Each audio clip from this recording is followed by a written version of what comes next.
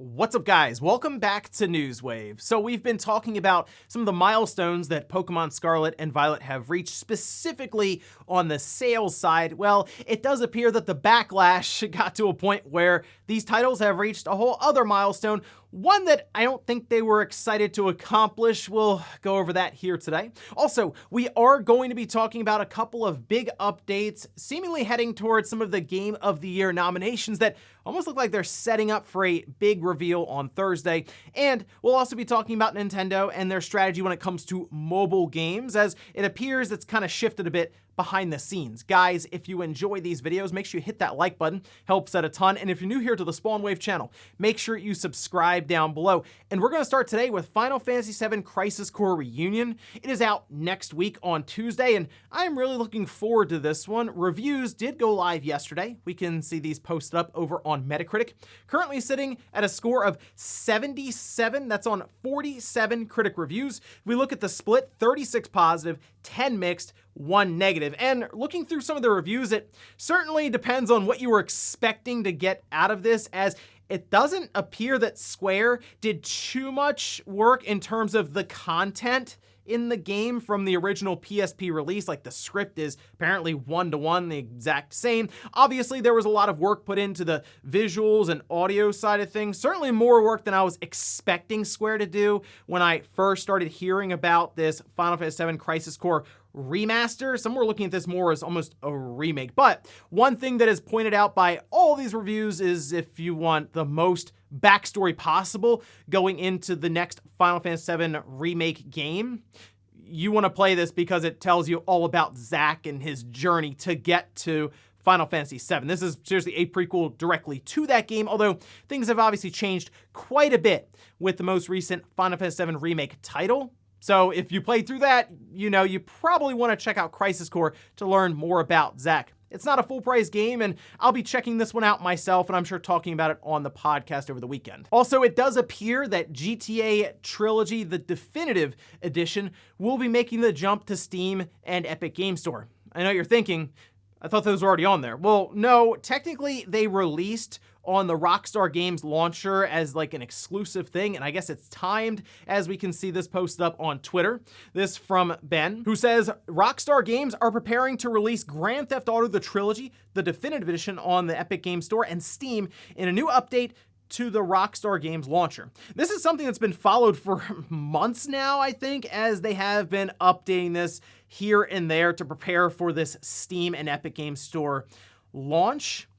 You know, I'll be honest, I haven't checked back in with the trilogy in a little while now. I have it on like the PS5. I could technically check back in there, but like on PC, I didn't at all play that one. So I'm curious if you've been playing it anytime recently. Have they done enough to update this to where it is a recommendation? Because if you look at it from the outside in, I mean, it seems like a slam dunk for a release and pickup there with some really good Grand Theft Auto games, that being 3, Vice City, and San Andreas. They were just plagued with so many technical issues. It was mostly in a void when they came out. Oh, and we did get a release date for SpongeBob SquarePants The Cosmic Shake, which is the new original SpongeBob game after Battle for Bikini Bottom, I guess, did so well with that remake remaster. They're full speed ahead, of course, that being THQ Nordic, for a new release. And we can see the trailer they posted up here. It now coming out January 31st, 2023. So, just under 2 months this game will be out. And you know, as I'm watching the trailer for this one, the visuals, they're just fun looking. Like, they look good, but this certainly reminds me of a title from like a platformer from the PS2, Xbox, GameCube generation. That's not a bad thing, by the way. It's just, that's kind of the feeling I'm getting from it here. They talk about 7 distinct worlds. You can unlock classic and new platforming skills. And they also have over 30 different costumes to pick up here. So, hey, SpongeBob fans, I'm sure, are very excited for this one, and they won't have to wait too much longer to pick it up. And guys, with some of the quick news out of the way, let's get into the bigger stuff. Let's start right away with Pokemon Scarlet and Violet, with the new milestone that they've reached, which has to do with Metacritic, because when the games first went out there for reviews with the embargo lifting, it started at like a high 70s. I think it was like a 77 or 78. Then it just continued to drop and drop and drop as more and more reviews came in, and it kind of looked like it was going to reach the Sonic Frontiers review score. In fact, it seems like it's just about there, and this would make it the worst reviewed mainline Pokemon game ever released. It has now reached that, with Pokemon Violet coming in a score of 72. In fact, if we see this over on VGC, they made a nice little chart here going over all the different games and their scores in a list form. X and Y, by the way, still at the top with an 87 and an 88. And I've seen some people calling for an X and Y remake. I still think we're a ways off from that, considering we just got Diamond and Pearl, so you still need like Black and White and those before you get anywhere near X and Y. But then we have Heart Gold and Soul Silver and 87, Black and White and 87. I mean, we have to go all the way down. By the way, past Let's Go Pikachu and Eevee, past Sword and Shield, past Brilliant Diamond and Shining Pearl. That's right, Pokemon Scarlet and Violet, 72 and a 73. And a lot of that has to do, obviously, with the technical issues surrounding the game, whether it's the frame rate, the pop-in, the stuttering, the glitches, you name it, this game probably has that going on in it. And I have been playing it more and more, and unfortunately, there's not as much talk around the rest of the game. Like, all of the focus primarily is on the state that Game Freak delivered this title in, and I mean, with good reason, really. If you consider how well it's selling, you'd figure the quality would be significantly higher than it is, but the fact that there is no real emphasis on the game itself is a little concerning, because as I play through this game, while I think it is a good move for the Pokemon franchise in general to attempt an open world like this, it's a very basic open world. I've gone through all three storylines at this point, where I'm at the end of each of them, and the base storyline, it's basically the same thing each time. The gyms are interesting depending on which one you go to, and I think the Titan storyline is probably the best one so far, as there is a cohesive story that has the different characters at least interacting in some way, and you get a nice upgrade for your legendary Pokemon that helps you traverse the world better. But each thing you go to seems to teleport you to different spots, so it doesn't actually really take place in the open world as much as you would expect. Basically, I'm saying while this is a good break for the Pokemon formula with this open world, it's not exactly this big aha moment where, okay, they've reinvented the open world. And to me, that's something they can continue working on, which is why it's kind of a shame that most of the talk is about them just getting the game running in the first place, because there's massive potential for the Pokemon franchise going forward if Game Freak can continue working things out with the technical side, but also the open world that they continue building going forward. But despite that new milestone, these being the worst rated mainline Pokemon games ever released, they're doing their job, and well, we can see this posted up over on Twitter from Christopher Dring. Says Nintendo Switch was the UK's best-selling games console during November, following a 175% surge in sales month on month. The new Pokemon OLED edition accounted for 8% of all consoles sold, and we already know the game, 10 million copies in 3 days when it first came out. So despite all of the problems surrounding it now, with the low Metacritic score, the glitches, the bugs, all this, still selling incredibly well. And I think when Nintendo releases their financial report heading into 2023, and they put up a big number like 20 million in a month and a half, it's gonna be eye-opening, because it technically means that Game Freak can drop the games in whatever condition they want, and it's going to sell. At least that's still the perceived notion. I guess technically you could feel like you got burned on this and like, you know what, I'm gonna wait to pre-order or go out and pick this game up for reviews for whatever the next big mainline Pokemon game is. But Pokemon sells, we all know that. Hopefully next time they can deliver it in a state that, well, puts it above a 72 or 73 on I guess the good way to look at it now is there's nowhere to go but up, at least we think. Next up, let's talk about Horizon Forbidden West and what appears to be an announcement that's being lined up for the Game Awards. Now, we know that the original Horizon, that being Zero Dawn, did have downloadable content along with it that was the Frozen Wilds, and it's kind of expected that we would see something similar with Horizon Forbidden West, especially since it's kind of alluded to in the game itself as you're playing through it. But we could see this posted up over on Insider Gaming, quoting the Snitch, who obviously has posted many different rumors and hints that ended up being absolutely correct.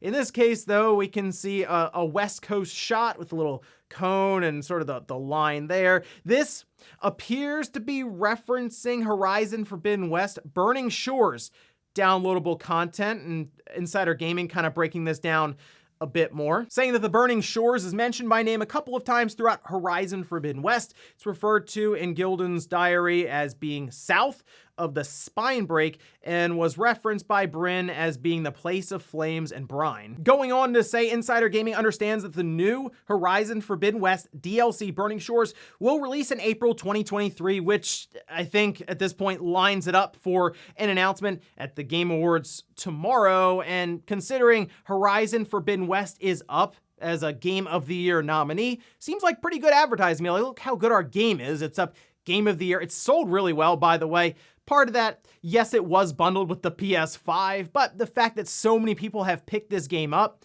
you can sell them content all over again with the DLC that clearly was planned from the start. With, if you try to go to this area, they tell you to turn back. So most likely it'll just kind of unlock in the game. You'll have a pretty big download, I'm sure, to fill in all of the content. But hey, I liked Horizon Forbidden West, so I'm excited to get more from this game. I guess we'll find out tomorrow if that's the case. Next up, let's talk about an update for Elden Ring that was kind of announced out of nowhere yesterday, and it's going live today, which once again has set up a ton of speculation for tomorrow at the Game Awards. We can see this trailer that was posted up by Bandai Namco. They say, "Come forth, warriors, and bask in the glory of the Colosseum." All around Elden Ring, there are a couple of Colosseums that have basically been closed off, and you haven't been able to get in there unless you modified the game and clipped through the wall and you go in there. But otherwise, there wasn't really anything happening with them, at least until now, where they say the Colosseums of Limgrave, Leyndell, and Caelid will open their gates, allowing players to engage in battles such as duels, free-for-alls, and team fights. This update is live December 7th, so today at some point you should get an update and you can go in there and do this extended PvP. And the interesting thing about this is there has been downloadable content for Elden Ring that's been rumored for quite some time now, and I'm kind of wondering, once again, going to the Game Awards, Elden Ring up there as Game of the Year. In fact, it's kind of the favorite right now out of all the Game of the Year nominees to win it. I know God of War is next to it, and I think that one got the most nominees across the board at the Game Awards, but based on the talk from many people online right now, Elden Ring seems to be trending ahead of God of War, but hey, we'll see. It certainly makes the Game Awards on Thursday for the big Game of the Year a little more interesting, since Elden Ring was the clear frontrunner for a while. But hey, we'll see if God of War can take it down. However, seems like, once again, a good place to have downloadable content for an incredibly popular game. With 17 some odd million copies have already sold for Elden Ring. It's not even a year old. So for a Souls game, that's far and away the most successful one they've had. So clearly they would want to do some sort of downloadable content. This free update going live today, maybe a bit of a hint or a tease towards more content being announced tomorrow. Either way, though, make sure you check out Elden Ring with the new PvP setup that they have here with the different Colosseums. And in our last bit of news, let's talk about Nintendo and their mobile games, which they've been kind of strange about since they first released Mario Run back in 2016. And it wasn't a gacha game. It was just, hey, it's $10. You get Mario and you play it on your phone. That's sort of it. Very different from what we've seen for free-to-play titles on mobile devices that certainly lean heavily into loot boxes, microtransactions, time savers, all these different ways to get you to pull out your wallet. Well, with Dragalia Lost shutting down this past week, there were some quotes from Nintendo that seemed to indicate a bit of a shift behind the scenes for how they're going to be approaching their mobile games going forward. We can see this post up by Axios, with Nintendo saying, while we feel the importance of generating revenue and profit through our mobile business, our basic strategy with the business is to expand the number of people who have access to Nintendo intellectual property. The company says its mobile games reach people in countries where the Switch hasn't launched, allowing people to experience new entertainment from Nintendo and get familiar with its intellectual property. They go on to say, we are focusing on delivering great experiences for our current mobile games through continued updates and improvements, while also considering new applications for the future. So to me, Nintendo is more seeing the mobile division out there with cell phones as a good way to market and advertise their intellectual properties over anything else. It was kind of strange because Mario Kart Tour, they removed the gacha element, the slot machine behind the scenes that spins when you open up a chest or something. Like, they started removing that from Mario Kart Tour and just implemented a standard shop, which shocked everyone, but that seems to be the way Nintendo is trending with their mobile games now. The last one they did was Pikmin Bloom, and it makes sense now, right? Because Pikmin 4 then got announced. So I think that's a good way for them to sort of approach the mobile division, since there are a lot of people out there, as they mentioned, who don't have access to a Switch but have a cell phone. So when they go and see the Mario movie, maybe they look on their phone and realize, oh look, Mario Kart Tour is available. I'll download that. This is fun. What else is there? A Switch. You know what? I'll pick that up too. So it's kind of a way to get the, people into Nintendo's ecosystem, and based on some of the stuff they are doing at a company and corporate level, kind of appears that maybe this Nintendo account system could also become more integrated across the board with all these avenues with cell phones, the Switch, website, and maybe their next-gen device. So a lot of stuff, I think, forming here, and I think a good strategy and sort of pivot for Nintendo behind the scenes when it comes to the gacha mechanics with cell phones. Rather than that, use it as a way to advertise your intellectual properties to everyone. Although with that said, I don't think they're necessarily removing the gacha mechanics from something like Fire Emblem, as that makes them a ton of money in Japan. So maybe it'll be more selective as they go forward. We'll see. And before we go to the comment of the day, we're gonna take a look at the poll that I posted up yesterday, where I ask, reviews for Crisis Core Reunion are now live. Are you picking the game up? 46% said no, I'm not interested. 36% said yes, but after a sale. 18% said yes, I'm getting it ASAP. So that's not too bad. More than half of votes say that they are looking into the game. At least they're interested enough to maybe pick it up. This is a game, though, I think can sell well over the long run, considering Final Fantasy VII Remake is part of a trilogy that Square is going to be doing, and Zack obviously is going to have a major role in this trilogy. So even over time, as people find out more and more from Square around these Final Fantasy VII games, they'll probably want to go back and see what happened with Zack, his origin story and all this, and Crisis Core Reunion will be right there waiting for them. So certainly a title that I think will sell for Square over the long run. And we'll finish up with the comment of the day, as you're seeing here. This is from Brian saying, well, you know what? Every game released from now on should come out in absolute tip-top shape. No bugs, no glitches, no freezing, no delays, second chances, and should have a very well-written and established storyline that people can enjoy. That should be good enough for a $70 game. Yeah, wouldn't that be a great world to live in? I think now more than ever, expectations continue to go up for these games. And I mean, some of these titles are incredibly ambitious with their open worlds and stuff. So things are just gonna be broken at launch. I mean, look what happened to Pokemon. It's $120 for that double pack, and it's just busted up completely at launch. Still sold well though. But I hear what you're saying, and it's very strange that we do have to wonder if a game at $70 will come out in good condition. Look at Callisto Protocol when that released on PC. It was unplayable with the stuttering and glitching and stuff that was going on there. I believe they have worked to patch that title, but it was definitely in a very unacceptable state on PC when it launched at the $70 price tag. But I would like to think that as we go forward, the quality of the games when it comes to them just working out of the gate at launch will improve. But Who knows? And ladies and gentlemen, that's gonna do it here for Newswave. If you enjoyed this video, guys, hit that like button. If not, hit the dislike. Leave comments down below about everything we talked about here today. Where's Pokemon Scarlet and Violet now coming in as the lowest rated mainline Pokemon games ever released? Do you think that's a correct score and spot for it, or do you think maybe critics were a bit too harsh on this new open world Pokemon game? And then also, what about Elden Ring and Horizon potentially seeing downloadable content at the Game Awards? Thanks guys for watching, and I'll see you next time.